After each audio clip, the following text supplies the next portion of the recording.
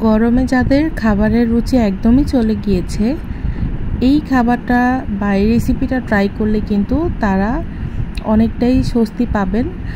Hello everyone, আসসালামু আলাইকুম। একটা ভিন্ন ধরনের সবজির পাতুরি রেসিপি নিয়ে চলে আসলাম। আজকে ঢেঁড়স চিংড়ির পাতুরি তৈরি করে দেখাবো।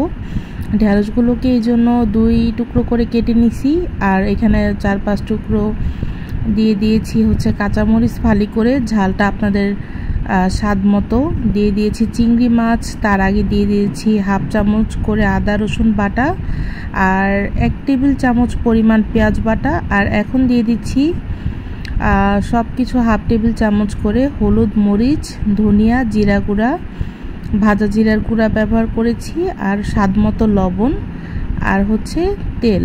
সবগুলো উপকরণকে সুন্দর মতো হাতে মাখাতে হবে, যেহেতু এটা পাতুরি তৈরি করা হবে, তো পাতুরিটা সুন্দর মতো হাতে মেখে রান্না করলে কিন্তু মজা হয়। আর এই ঢেঁড়সের পাতুরিটা আসলে না খেলে মিস। আর এটার মেইন উপকরণটাই হচ্ছে চিংড়ি মাছটা কিন্তু অবশ্যই অ্যাড করতে হবে। আর ছোট বড় যে সাইজের চিংড়ি বাসায় থাকবে সেটা দিয়ে পাতুরিটা তৈরি করা যাবে। এরপরে একদম মাখো মাখো অল্প পরিমাণে পানি দিয়ে দিয়েছি, এটা জাস্ট সিদ্ধ হওয়ার জন্য, যেহেতু সবজিটা সিদ্ধ হতে বেশি সময় লাগে না, আর এটা ঢাকনা দিয়ে ঢাকা যাবে না, এভাবে করেই রান্না করতে হবে। তো এই যে এটা কিন্তু অলরেডি সিদ্ধ হয়ে আসছে। পানিটা শুকানো পর্যন্ত একদম যখন একটা মাখা মাখা ভাব হয়ে আসবে তখন এটা নামাতে হবে।